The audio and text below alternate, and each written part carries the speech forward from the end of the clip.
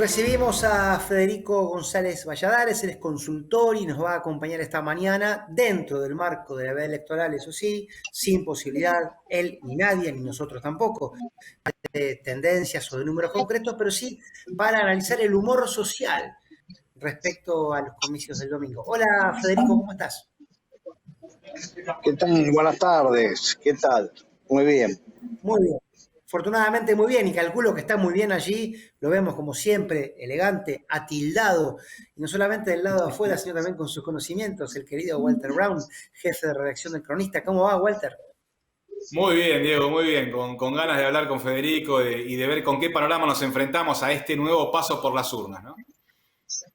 Federico, la primera pregunta dentro de las limitaciones que nos marca la ley, claro, es ¿cómo va a ser leído los resultados el día lunes?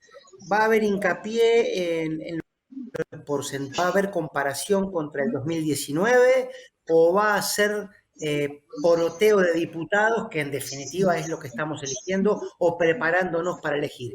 ¿Qué crees vos que se va a percibir en la sociedad, en la lectura política de lo que ocurra el domingo en las urnas?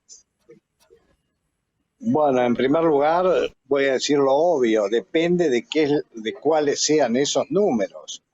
Los números, si son de un signo o de otro signo, van a interpretarse obviamente de una u otra manera y además, bueno, también depende de la magnitud de la diferencia y depende de cómo los referentes de cada espacio tomen esos números. Ahora vamos a poner un ejemplo muy sencillo que viene al caso.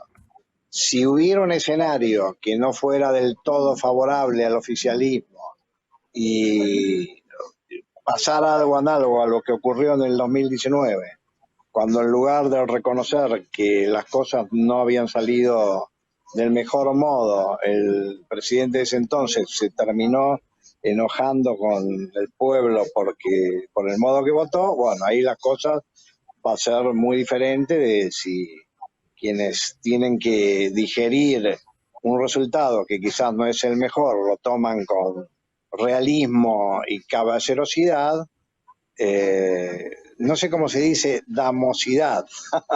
Bueno, entonces va a ser Sí, distinto. Walter.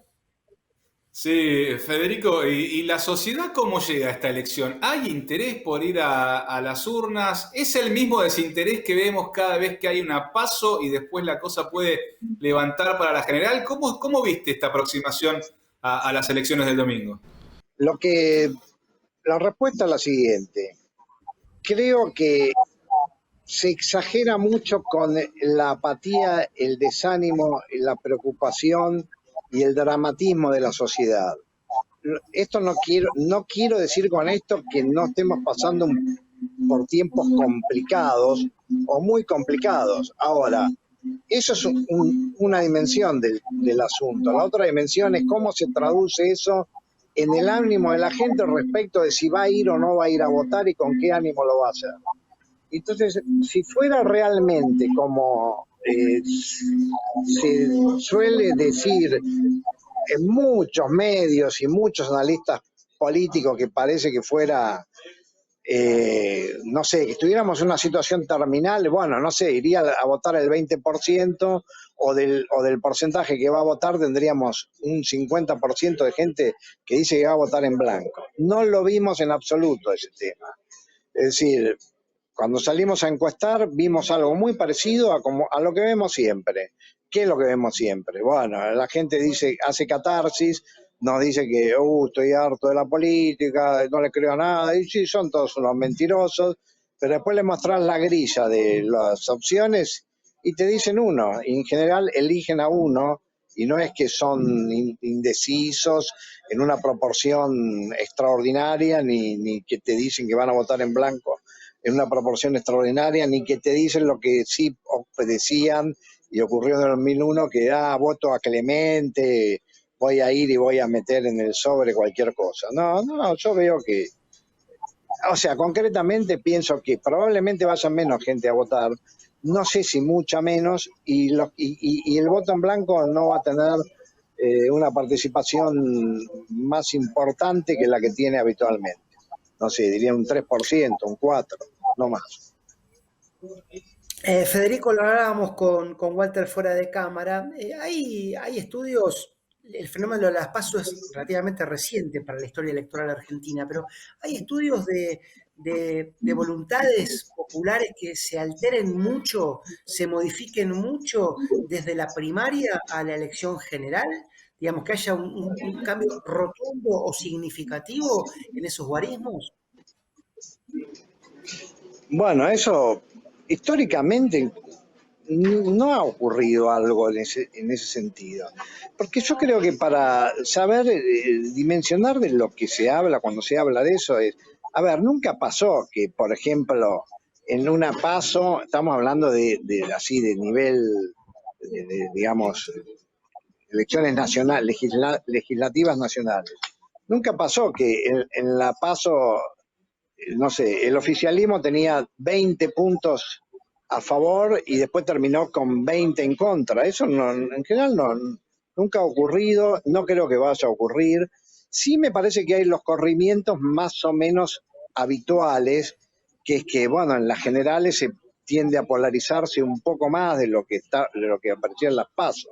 Por ejemplo, nosotros eso, en términos preguntas actuales, preguntamos sobre el escenario de segunda vuelta y bueno, sin entrar en los números, por ahí si tenemos en un escenario de paso cierta paridad, después hay un desequilibrio porque es quizás una paridad medio artificial, porque, qué sé yo, no sé, en Juntos, por ahí a Manes lo vota más gente por él que porque pertenece a ese espacio, entonces después en una segunda vuelta no se queda en el espacio, se va a otras opciones. Pero bueno, ahí lo que la gente no te dice es que como hay mucha gente que vota en las PASO por lo que le gusta y en las generales por lo que no le gusta, está el efecto polarización. Entonces yo creo, esos corrimientos para mí son razonables, hay una tendencia mayor al voto útil en las generales que en las PASO, pero siempre dentro de una medida que no es para cambiar abruptamente un resultado.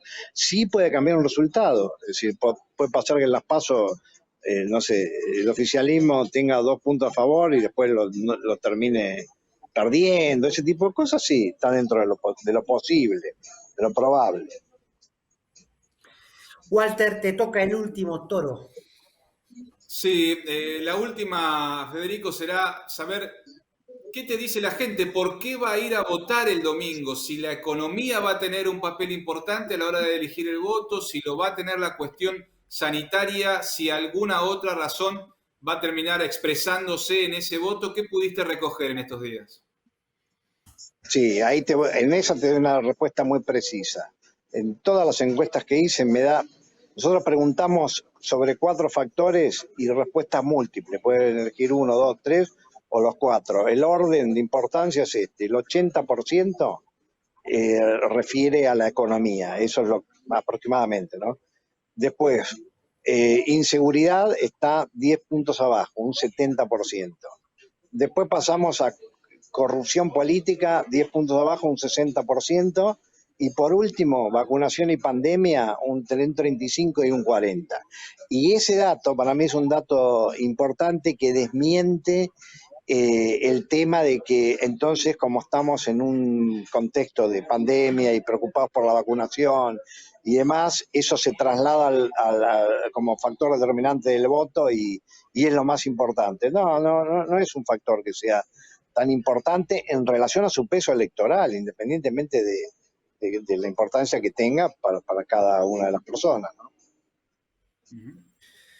Bueno, veremos y después lo sabremos. Gracias, Federico, por este contacto, ¿eh? Lo valoramos mucho, aún en las Gracias. dificultades que tenés en medio del trabajo. Gracias por atendernos.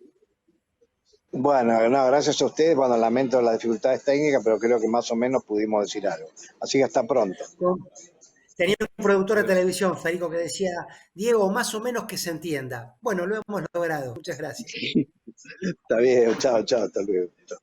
Chao, hasta luego. Walter, también se entendió lo tuyo. Siempre ocurre lo mismo, afortunadamente. Así que no te vayas, ¿eh? Ustedes tampoco. Hacemos una pausa y seguimos con el programa.